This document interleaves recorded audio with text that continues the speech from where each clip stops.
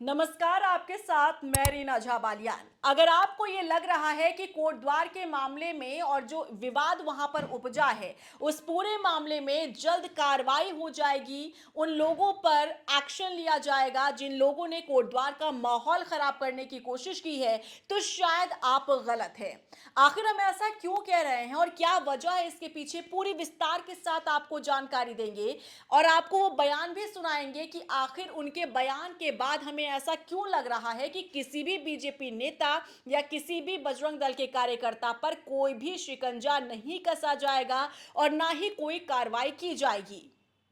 देखिए, हमने आपको इससे पहले ये जानकारी दी थी कि कोटद्वार जाने से मीडिया कर्मियों को रोका जा रहा है। मीडिया पर एक तरीके से बैन लगा दिया गया है और ये हमने किस आधार पर कहा था? हमने इस आधार पर कहा था कि कुछ तस्वीरें सामने आ रही थी, कुछ मीडिया कर्मियों से बातचीत हुई थी और कुछ टीमें वहां पहुंचने की कोशिश कर रही थी, तो बैरिकेडिंग लगाकर कोटद्वार के एंट्रेंस पर ही, बॉर्डर पर ही उन्हें रोका जा रहा है। बकायदा उनसे परमिशन ली जा रही थी, पुलिस अधिकारी वहां पर खड़े थे, पुलिसकर्मी वहां पर खड़े थे, लेकिन कोई भी सीधे मुंह बात करने को तैयार नहीं था। उन्हें वापस भेजा जा रहा था, उन्हें कोटद्वार एंटर ही नहीं होने दिया जा रहा था। अब ये तस्वीरें क्या बताती हैं? ये तस्वीरें सीधे सीधे ये बताती हैं कि मीडिया कर्मियों को अंदर नहीं जाने दिया जा रहा है, कोटद्वार नहीं जाने दिया जा रहा है। और इन्हीं तस्वीरों के आधार पर, इन्हीं जानकारी के आधार पर हमने आपको ये जानकारी दी थी कि कोटद्वार में मीडिया को जाने से रोका जा रहा है, जो कई सवाल खड़े करता है कि आखिर कोटद्वार में ऐसा चल क्या रहा है, आखिर ऐसा क्या है जो पुलिस छिपाने की कोशिश कर रही है,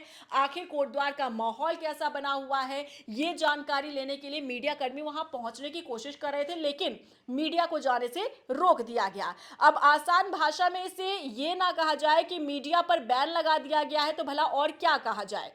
लेकिन अब इसी बीच एक बयान सामने आया है पुलिस अधिकारी का। पौड़ी के एसपी हैं और इनका ये बयान सामने आया है। पहले आप ये बयान सुनिए, उसके बाद इनके बयान के मायने हम आपको बताएंगे। देखिए ये जैसा आपने बोला कुछ सोशल मीडिया प्लेटफ़ॉर्म्स के द्वारा इस तरीके की सूचना जो है वो फैलाई जा रही है कि मीडिया को बैन किया है, ये सरासर गलत है और इस तरीके का कोई भी आदेश मेरी तरफ से या किसी भी तरफ से जारी नहीं हुआ है। हाँ, एहतियातन के रूप में प्रिकॉशनरी स्टेप्स के रूप में हम लोगों ने बॉर्डर पर अपनी लगातार चेकिंग बनाए रखी है। हम लोग लगातार जो बाहर की गाड़ियाँ हैं उन्हें स्कैन कर रहे हैं ताकि कोई भी उपद्रवी या गलत मंशा से कोई व्यक्ति जो है वो शहर के अंदर एंटर ना करे। सिर्फ़ इसलिए एहतियातन के रूप पर हम लोगों ने अपनी चेकिंग जो है वो निरंतर हम लोगों ने बॉर्डर पे वो बनाए रखी है। तो सुना आपने, पौड़ी के एसपी साहब ये कह रहे हैं कि मीडिया पर कोई बैन लगाया ही नहीं गया है और अगर इस तरह की कोई खबर चल रही है तो ये सिर्फ और सिर्फ भ्रम फैलाया जा रहा है, लोगों को बरगलाया जा रहा है, इसमें कोई सत्यता है ही नहीं। और वहां बॉर्डर पर बैरिकेडिंग लगाकर चेकिंग सिर्फ इसलिए की जा रही है ताकि कोई भी कोटद्वार में आकर माहौल खराब ना करे, क्योंकि जिस तरह से विवाद उपजा था उससे और तूल ना दिया जाए। लेकिन आईपीएस अधिकारी हैं आप और आपसे सीधा सवाल हमारा ये है कि क्या इस पूरे मामले को तूल देने के लिए जिम्मेदार आप किसे मानते हैं? क्या मीडिया कर्मी, क्या वो पत्रकार जो सच दिखाने की कोशिश कर रहे थे? और एक तरीके से हम कहें तो ये आईपीएस अधिकारी का सफेद झूठ सामने आ रहा है, क्योंकि हमने आपको वो तस्वीरें भी दिखाई, आपने सोशल मीडिया पर कई आपने मीडिया कर्मियों को ये कहते और बताते हुए सुना होगा कि किस तरह से वो कोटद्वार जाने की कोशिश कर रहे थे, लेकिन उन्हें बॉर्डर पर ही रोक दिया गया।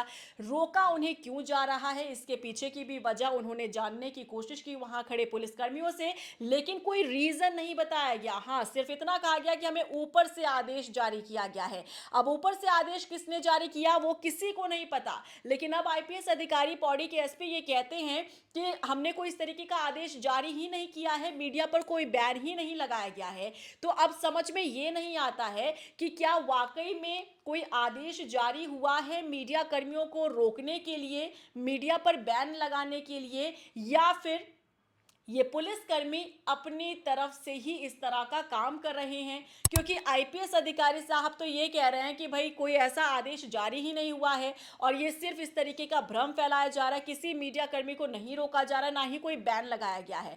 अब आप समझ रहे हैं, जब अगर कोरा झूठ बोला जाएगा और सफेद झूठ बोला जाएगा तो आप समझ सकते हैं कि जब हम मीडिया कर्मी सामने लाकर सच दिखाने की कोशिश कर रहे हैं कि ये देखिए चिन्हित कर लिया गया है कि आखिर वो भीड़ में हुड़दंग मचाने वाले कौन थे, उसके बावजूद भी उन पर अब तक नामजद एफआईआर दर्ज ना करना ये बताता है कि अच्छा खासा संरक्षण प्राप्त है उन लोगों को जिन्होंने कोटद्वार का माहौल खराब करने की कोशिश की। 26 तारीख से पूरा विवाद उपजा था। बाबा नाम की दुकान को लेकर यह विवाद पूरा बढ़ा था, क्योंकि ये बाबा नाम की जो दुकान है जहां पर बच्चों के स्कूल के कपड़े मिलते हैं, स्कूल यूनिफॉर्म मिलती है, ये दुकान क्योंकि मुस्लिम समुदाय के एक शख्स का है जिनकी उम्र 60 से 70 वर्ष है। उन्हें जब परेशान करने की कोशिश की गई तो इसी बीच हिंदू समाज का एक शख्स आ खड़ा होता है जिसका नाम दीपक है, और दीपक ने जब इंसानियत दिखाई तब ये इंसानियत कुछ धर्म के ठेकेदारों को बची नहीं और उन्होंने माहौल को और तूल देना शुरू कर दिया।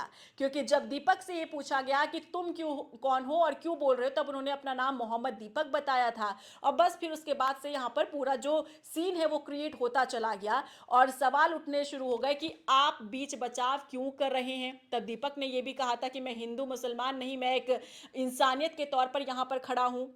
और देखिए आज दीपक की इंसानियत की हर तरफ तारीफ हो रही है, देश विदेश में दीपक की चर्चा हो रही है और सब कह रहे हैं कि रियल हीरो दीपक है और दीपक जैसे ही नौजवान और भी आने चाहिए हमारे समाज में, ताकि ऐसे लोगों को पाठ पढ़ाया जा सके जो धर्म और जाति के नाम पर समाज को बांटने का काम करते हैं।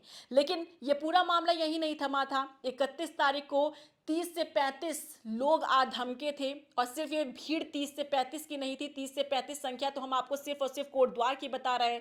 देहरादून से भी बड़ी संख्या में बजरंग दल के कार्यकर्ता जो हैं वो कोटद्वार पहुंच जाते हैं इस मकसद के साथ कि दीपक के जिम को तोड़ दिया जाए। लेकिन वहां पर बीच बचाव में पुलिस पहुंचती है। लेकिन बड़ी हैरानी की ये बात है कि दीपक पर तो नामजद एफआईआर दर्ज कर दिया जाता है इन धाराओं में कि दीपक ने फोन छीना, घड़ी छीनने की कोशिश की, इन धाराओं में मुकदमा दर्ज किया जाता है दीपक पर। लेकिन वो लोग जो बड़ी संख्या में आए थे, माहौल खराब कर रहे थे, हुड़दंग मचा रहे थे, एक जगह से दूसरी जगह भागते नजर आ रहे थे, उन्हें पुलिस अब तक भी पहचान नहीं कर पाई है उनकी, और ना ही उन्हें उन पर नामजद एफआईआर दर्ज कर पाई है। क्योंकि हमने आपको अपनी पिछली रिपोर्ट में भी बताया था कि इस भीड़ में वो लोग शामिल थे जो सत्ताधारी पार्टी के भीतर बैठे हैं। उन्हें सत्ताधारी पार्टी के भीतर बैठे नेताओं का अच्छा खासा संरक्षण प्राप्त है और इसी के बलबूते वो अपनी नेतागिरी दिखाते नजर आ रहे हैं, क्योंकि उन्हें पता है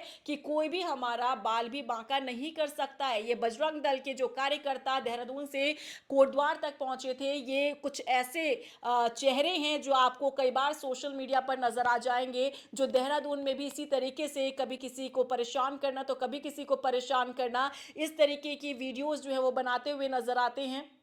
और पुलिस का कोई इस पर एक्शन नहीं होता है और यही कारण है कि पुलिस का इस पर कोई संज्ञान ना लेना, कोई एक्शन ना लेना इन्हें और भी ज्यादा श्रेय दे देता है। और यही कारण है कि ये अपनी नेतागिरी इस तरीके से चमकाते नजर आते हैं। तो लबुलवाब इस पूरे वीडियो का, इस खबर का यही कहता है कि जब एक आईपीएस अधिकारी सफेद झूठ बोले और ये कहे कि कोई बैन लगाया ही नहीं गया है मीडिया पर और मीडिया को कोटद्वार जाने से रोका नहीं जा रहा है, ये सिर्फ एक भ्रम फैलाया जा रहा है सोशल मीडिया पर, ऐसी कोई खबर ही नहीं है, कोई आदेश ही नहीं है, तो आप समझ सकते हैं कि आखिर पूरे मामले में खेल चल क्या रहा है और कैसी ये जांच होगी पूरे मामले में।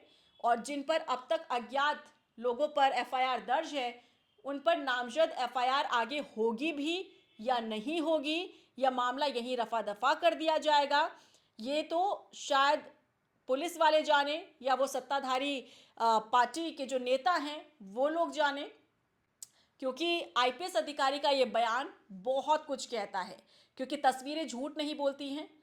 वो मीडिया कर्मी जो खुद वहां पर जाने की कोशिश कर रहे थे, उन्होंने बाकायदा अपने कैमरे में कैप्चर किया वहां का इंसिडेंट, रिएक्शन कैसा था पुलिस कर्मियों का, पुलिस अधिकारियों का, वो सब कुछ कैप्चर करके आप लोगों के साथ शेयर किया गया, जिसके बाद ये पूरा मामला सुर्खियों में आता है और फिर हर एक जो न्यूज़ चैनल है, हर एक जो पत्रकार है, वो इस पूरी खबर को प्रमुखता के साथ उठाता है और हमने भी इस खबर को प्रमुखता के साथ उठाया, आप लोगों तक शेयर किया, आप लोगों तक बताया कि देखिए कोटद्वार में क्या चल रहा है।